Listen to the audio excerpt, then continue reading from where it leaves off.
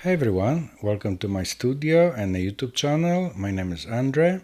Today I want to show you how I'm painting a bear taking a nap late afternoon.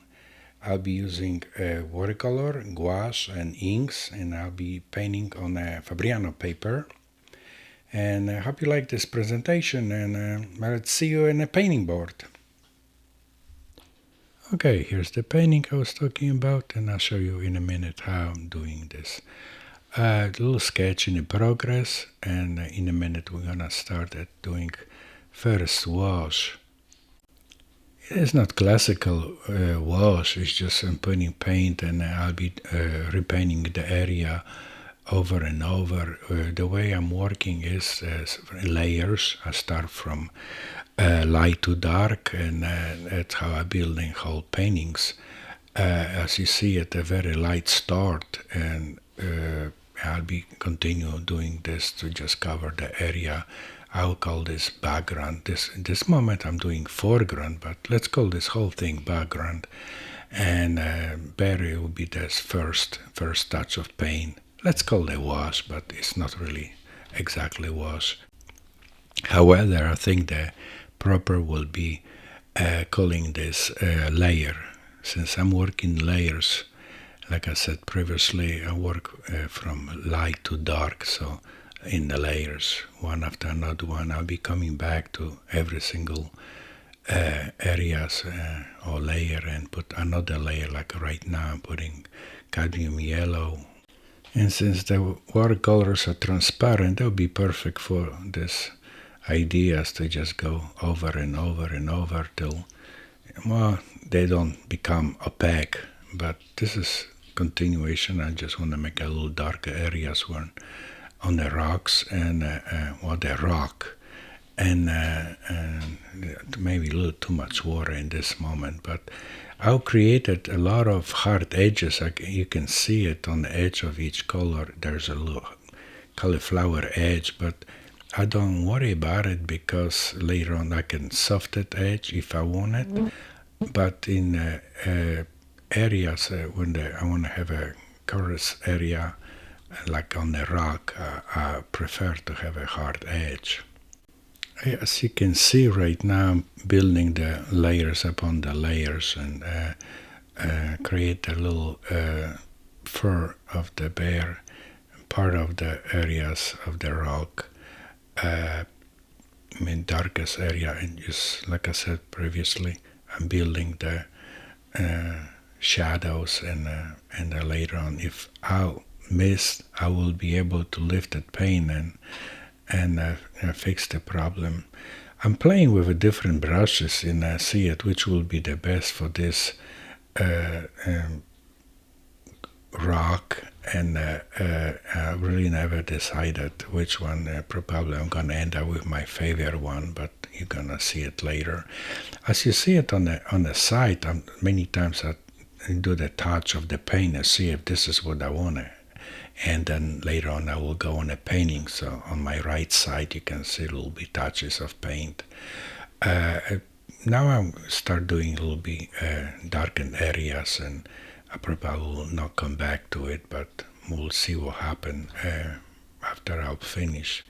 After trying several different brushes, I end up with my favorite one, which is the goat hair brush. It's inexpensive, but I guess I love this one. I have a full control of it, so if you're planning to play or paint with watercolors, you find out which one is suitable for you and for your techniques and feelings, and just stick with it. And it doesn't need to be necessarily expensive or cheap. It's just the painting brush which you feel the more comfortable will give you the best results. Okay, back to the painting. I'm still building the layers of the fur and his coat, and by the same time I'm creating little edges. You will not be able to see in this shot because it's a little longer, but it's a lot of hard edges which I'm using them as a representation of his fur. And you see it, I still continue putting layers on top of the layers, and I'll be doing till I'm happy with it or satisfied. Okay, it looks like the layers are done on a bear, and I will be working on a rock and doing the same thing, layers by layers. Plus, I will try create hard edges, which will working for me to emphasize the kind of crevices in the rock and texture of rock itself.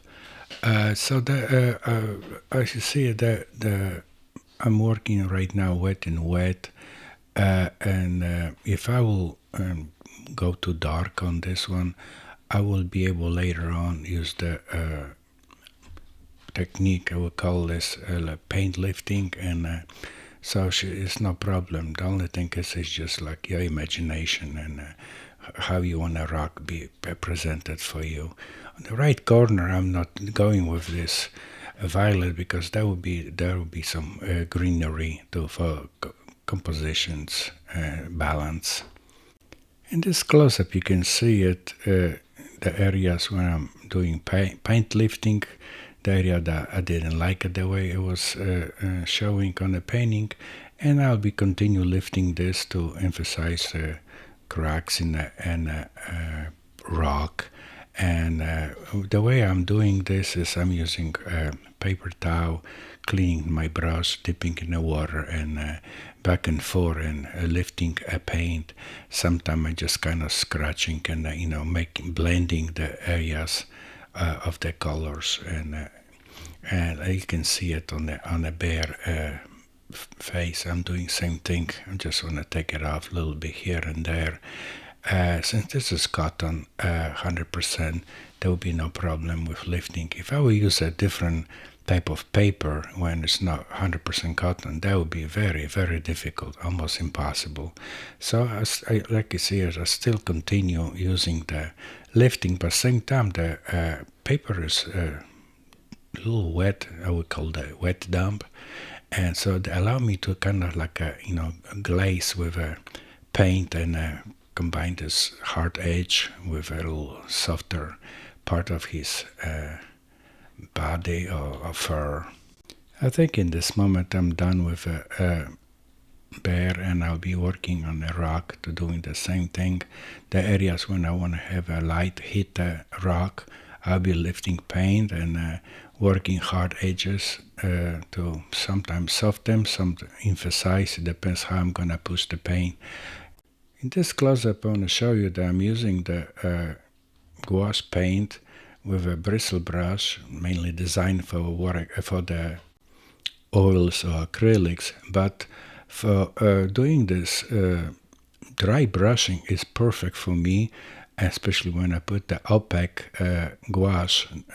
That will just work perfect for the creating the little hair or texture of the fur or coat of the bear. And I will be doing the same thing with the rocks to just kind of, from in the close-ups you can see it. Well, that's maybe too much scratchy, but from the regular distance, when you're looking the painting, all the thing will combine and will just look just fine.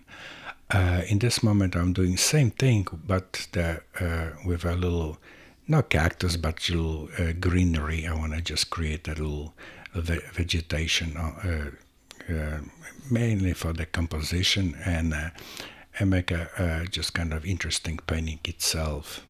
For this brush, dry brush technique, you can see it. I'm using a lot of bristle brushes, different sizes and different shapes.